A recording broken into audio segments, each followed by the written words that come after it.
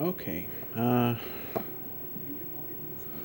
What is up with the Minnesota Twins? So today was we're 2 weeks into the season now. Today was by far the worst day of the season, um, in various ways. I mean, the day started, and sometime before, they were playing a doubleheader. Sometime before the first game, Andrelton Simmons tested positive for COVID. Well, he's a fucking anti-vaxxer, so that's a real shocker. Um, so who knows how long he'll be out? Because he'll certainly be out for a while. But and then they got the team on a 3-game losing streak coming into today, but they got a doubleheader, and you got Maeda and Barrios going. So you figure, all right, we're struggling, but we got our 1 and 2 pitchers. You figure this, they have a good chance to at worst get a split. No split.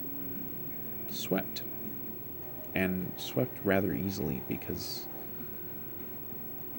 this is a very, very lifeless baseball team right now. And, you know, like, yeah, you can certainly preface it all with that it's a long season. We're only 12 games in. You know, teams go through bad periods. They go through their struggles. Obviously there's other teams out there that have, you know, not so good records right now. It doesn't automatically mean that they're gonna have a bad season. But you just watch them and you look at the results and you're like, well, they've, 2 weeks in, they've gotten, for the most part, really good starting pitching. There've been a couple hiccups, and they've had a couple guys, have to struggle to get even through like 5 innings. But in general, they've been pretty good starting pitching. For the most part, the bullpen's been pretty good, other than Colome. Um, and you've got, Buxton. This has been the dream. What we've seen for 2 weeks, basically, is the dream of his play. Cruz is mashing. Arise is doing very well. Um, and even Simmons had been, playing pretty good. And all that comes together, and they're 5-7. And you know, you just watch them. They don't look like a team that's, if the goal of this team in this season is to finally end this preposterous playoff losing streak, they sure as hell do not look like a team that's capable of doing that. Um, they play very lifeless baseball, and I mean the number one issue to this point in the season is the lineup, because it's really bad. Like, I know it's just 12 games, but you've got a lot of guys who just are awful. Miguel Sano,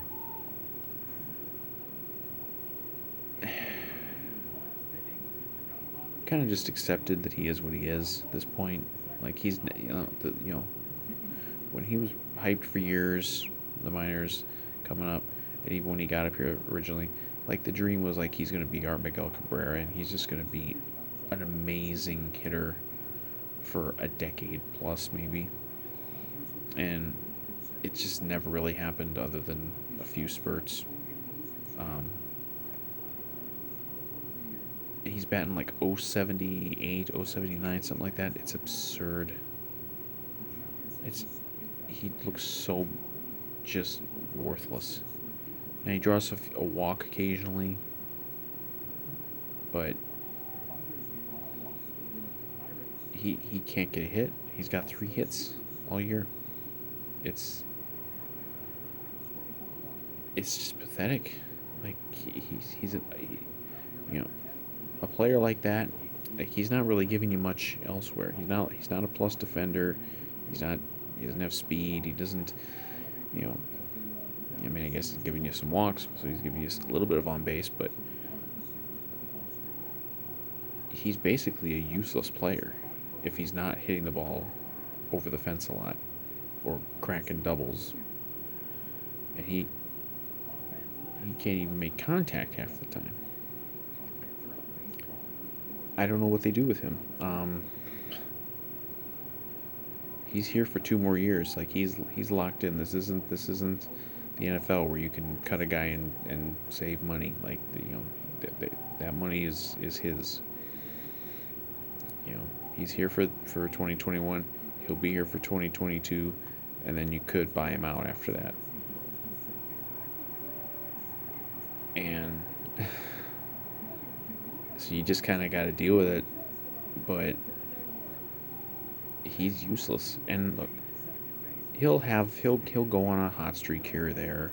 He'll hit some home runs.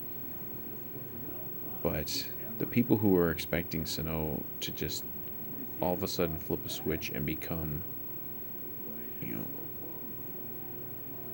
know, 2019 Sano again, you're not living in reality. I mean, he's worse now than he was when they bumped him down to A ball a few years ago. He was terrible in 18, the year they bumped him down to A ball. 2019, he mashed, albeit with a questionable baseball. May have been a little juiced. And then last year he was bad for the most part, and this year he's bad. I mean, the outlier is 2019 for Sano. Like that's the outlier season. But so I'm not expecting him to really, they're not going to do anything with him because you can't. Like you couldn't even send him down again if you wanted. They don't even have fucking minor leagues playing right now, so you couldn't do that.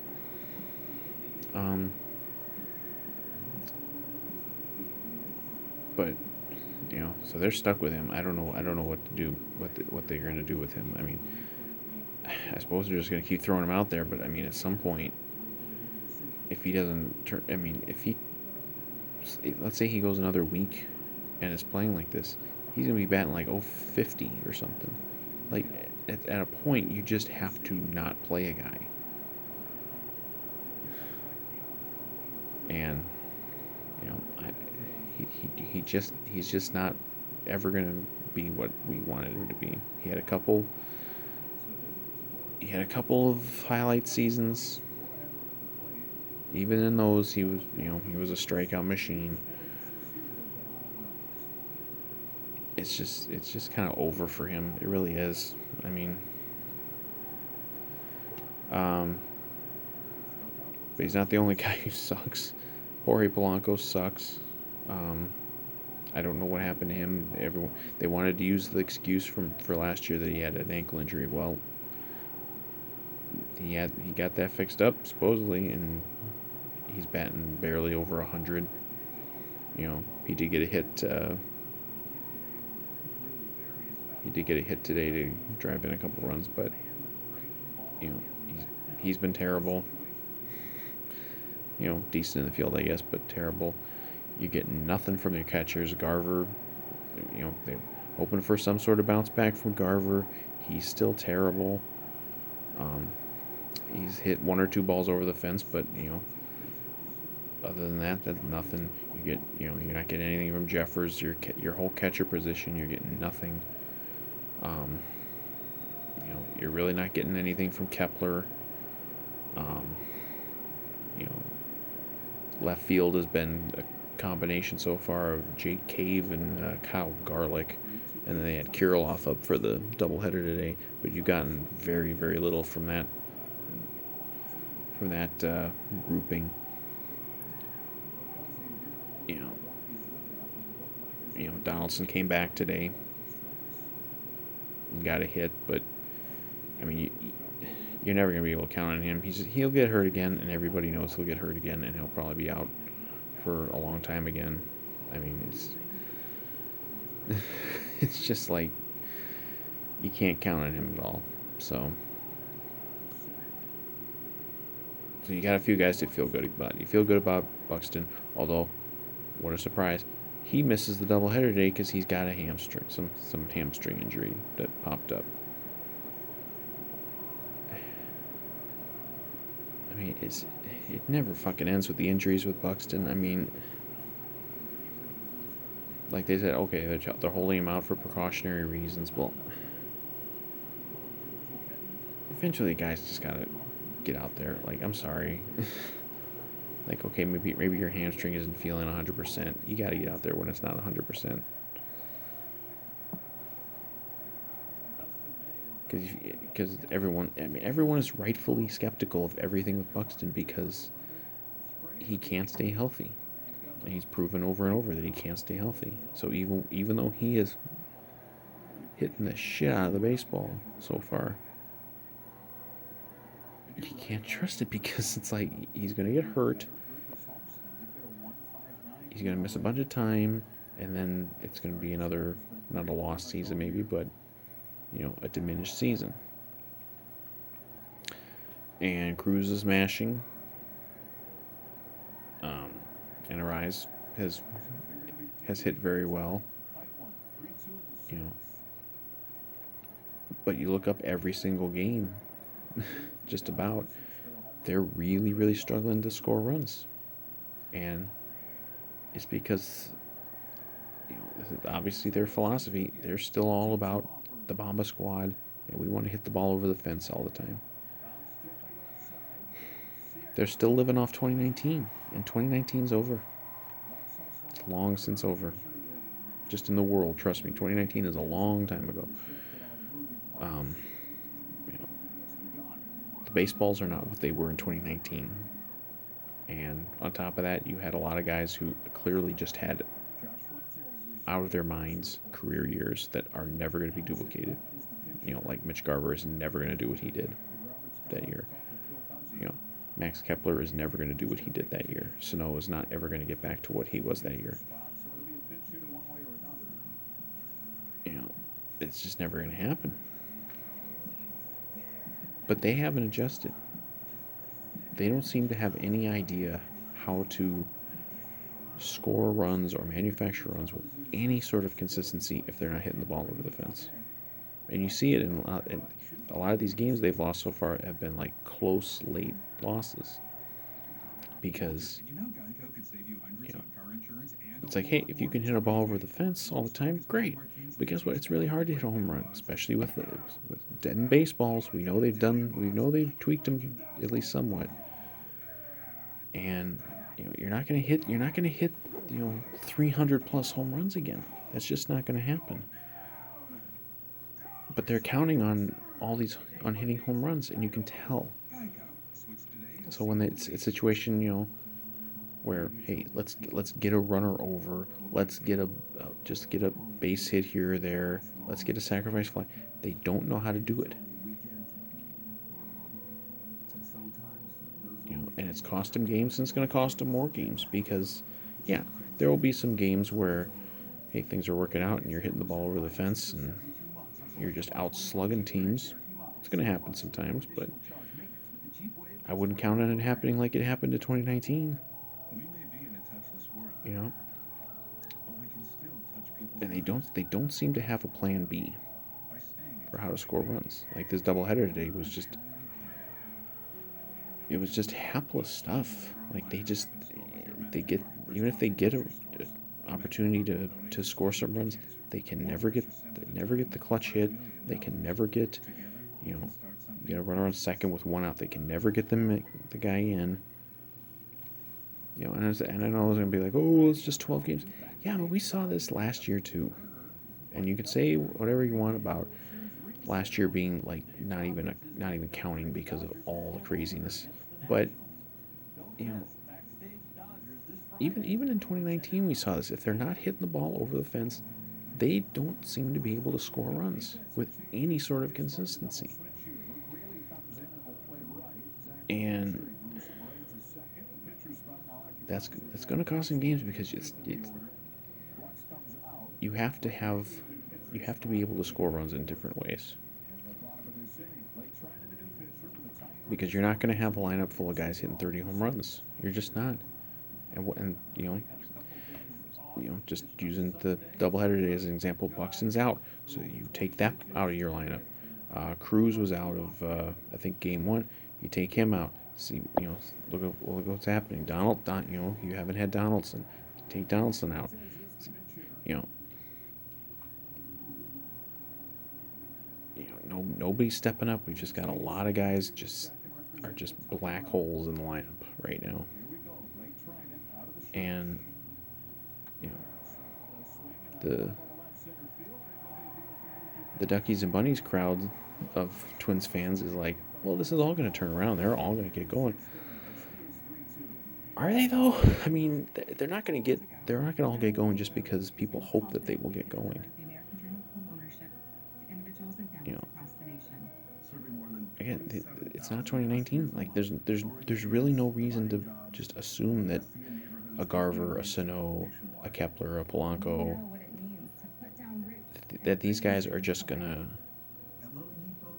flip a switch and suddenly be back to hitting 30 home runs, or being that kind of player. Because for the most part, none of them were ever that player except for 1 year. It's one of these things people get kind of hung up on, like, oh, this guy did this 1 year, so he can do it every year. Well, that's why they have the term career year, because you know everyone's got their peak. It's looking like a whole lot of these guys peaked in the same year. Um,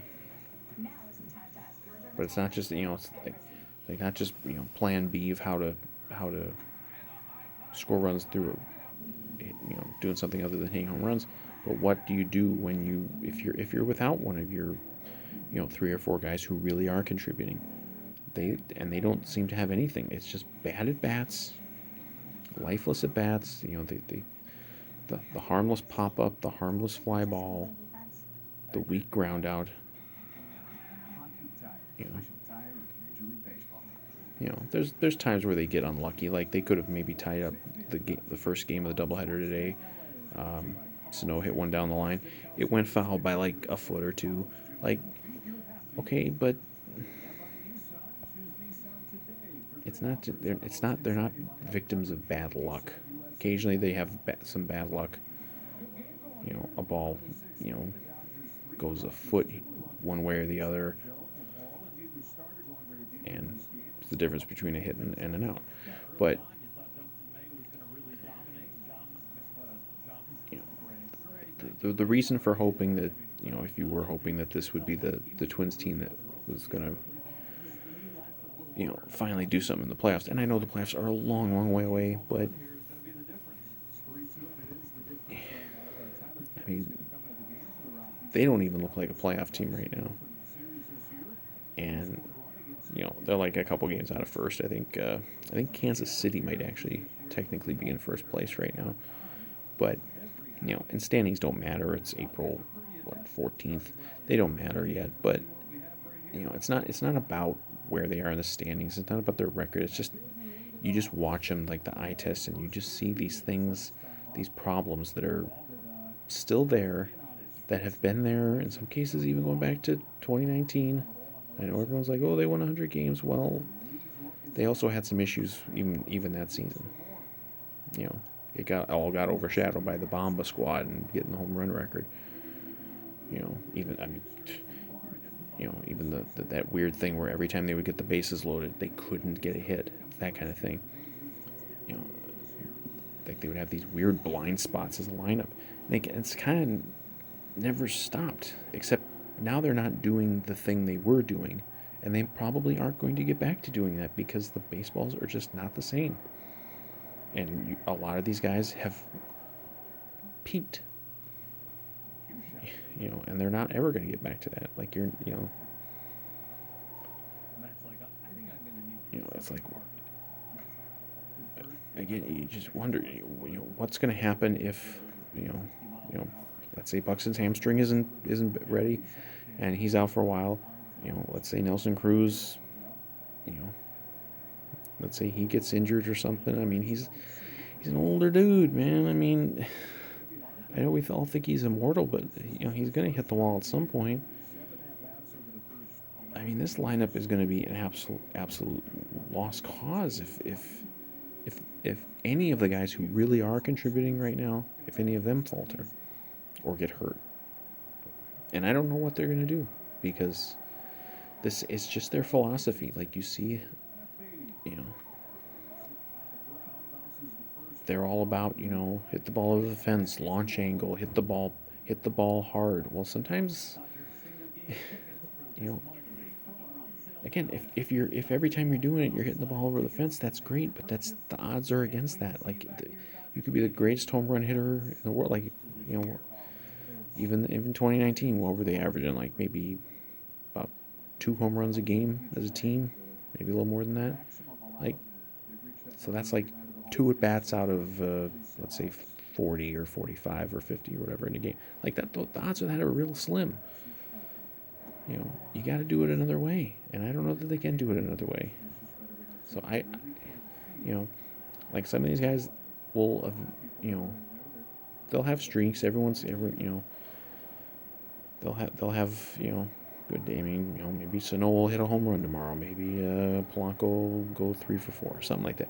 Something will happen and they'll play better. But can they be consistent at all? Like, I don't know. I don't see it. I just don't see. Just the vibe around the team just isn't right. It's like they're trying to just live off of 2019, and then they're not going to do that, because it's not the way it is anymore. And what's going to happen if the pitching staff breaks? Because for the most part so far, like, Maeda struggled a little bit today. Brios, obviously, it went bad at the end of Brios' start, but for the most part they've pitched in line with like a 1 and 2 starter.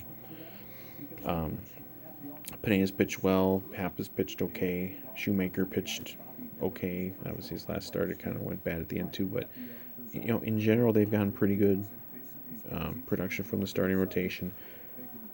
The bullpen, other than Colomés, a couple of implosions and a couple of shaky Randy Dobnak outings, they've been good too. But what's going to happen? They've kept him in games like they've a lot of their losses have been 3-2, 4-3, 4-2 type of games. Like, their pitching's keeping them in games.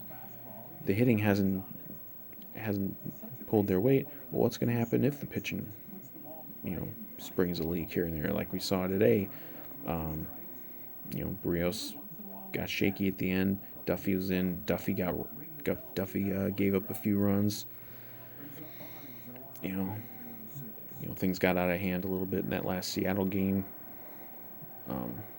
Guys giving up runs, like, they don't have much margin for error. And what happens if if the pitching goes south for a while? Because it might, because that's how it goes. Like, are they going to be able to overcome that? Like, I think everyone who thinks that thinks or thought that coming into the season the Twins were going to be contenders, and they still might be contenders, but I mean, like, real contenders, like contenders in a way that matters. I think they all thought, okay, everyone would think that, yeah, the pitching should be pretty good, but it's still going to be the offense that leads the way. And I'm just not seeing it. They're just very, very bad at manufacturing runs in any way that doesn't involve the ball going over the fence. They're not clutch. They don't do the little things. Well, maybe not we, but I certainly kind of mocked Gardy for years. All the stuff about the fundamentals. The bunt the runner over, the hit and run, getting all the little things to help you score a run, extra run here or there, and win a ball game. And it's like, you know, that's how a lot of those Guardy teams won, because those Guardy teams didn't have the talent that this Twins team does. This team, now I say they're very talented. A lot of these guys aren't playing very good, but at least on the lineup, but you know, they have talent. Um, but they feel like they're underachieving, and again, like, you gotta preface it all with, yes, it is 12 games. It's just 12 games. We're not even at the you know we're not even like a tenth of the way through the season yet. It's not about the season is over because they're 5-7, and you know have had a terrible homestand to start. What a terrible fucking homestand for the people who had to go out there and sit in the cold ass weather and watch this shit. Other than the home opener, where they, that was one of the games where, hey, things are working. You're getting a couple home runs. You're hitting the ball around. But they're gonna need to have that happen more than, like, what, about 3 times in 12 games. They're gonna need that to happen about 7 or 8 times every 12 games. And you know, you know, sky's not falling. Season ain't over. You know, just on raw talent alone, this team should still be certainly in the mix to win the division, and win in the 90 game range or whatever. But they're not doing much to give people hope that they're going to do something if they do get in the playoffs. Because that's what this season's all about. You got to win something in the playoffs. You have to. Otherwise, just forget about everything else. And I haven't even talked about Baldelli and his. I obviously ranted about Baldelli a few days ago, but he's not doing very good at all with, like, pitching matchups and pitching decisions and lineup decisions. I mean, even even just the roster decisions. Like, why did they bring up that Waddell? And then they pitched him like one time in like 6 days or something like that after bringing him up. Like, why is he up here? Like, you need like an extra. You keep losing hitters. You need an extra guy on the bench, and then they don't get anybody because they're carrying all these damn pitchers, and then a lot of these pitchers they don't use. Like, Waddell pitched once in like 5 or 6 days after calling him up. Dobnak went over a week without them using him. Alcala's only pitched a couple times. Like, I don't get some of this stuff with the fucking pitchers, and yet some games he's got the real quick hook with pitchers who are really doing well, and then other games he's got guys that are obviously struggling and are obviously done, like Shoemaker on the game where they lost the 6-0 lead, and he leaves them out there. Like, I don't get it. It's like his instincts are just wrong all the time. But we'll see how it goes. I mean, they still got one more against Boston at home, and then they go out to the West Coast for a while. And they got to play the Angels, and the Angels are, I think, looking pretty good so far. So, just, it ain't, world ain't ending, sky isn't falling, but, the people who, people who get mad at me on social media if I am critical of the Twins at all, like, I just see a lot of warning signs. I don't see a lot of good signs with this team. I see a lot of warning signs because, I mean, again, a lot of the stuff has gone the way you want it to go.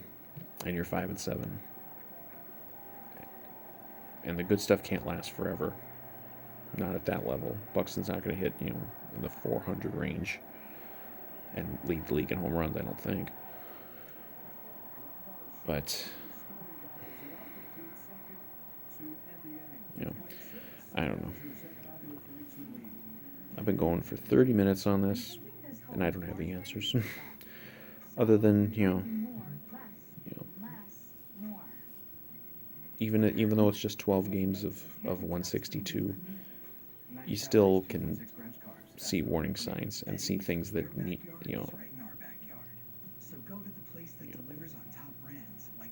can debate the level of urgency, but they're not issues that are just going to go away by hoping they go away. Like figuring out Colome, figuring out Sano, figuring out Polanco, figuring out what you're going to do, with bullpen matchups and how to handle starting pitchers and their workload and all these things. Like,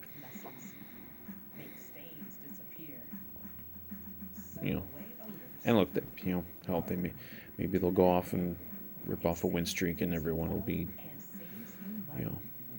all happy again. But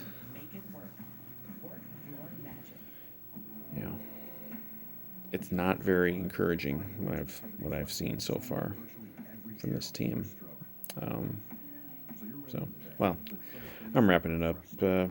So they're 5-7. Got swept in a doubleheader. Everything's sour right now. But we'll see what happens over the coming days and weeks.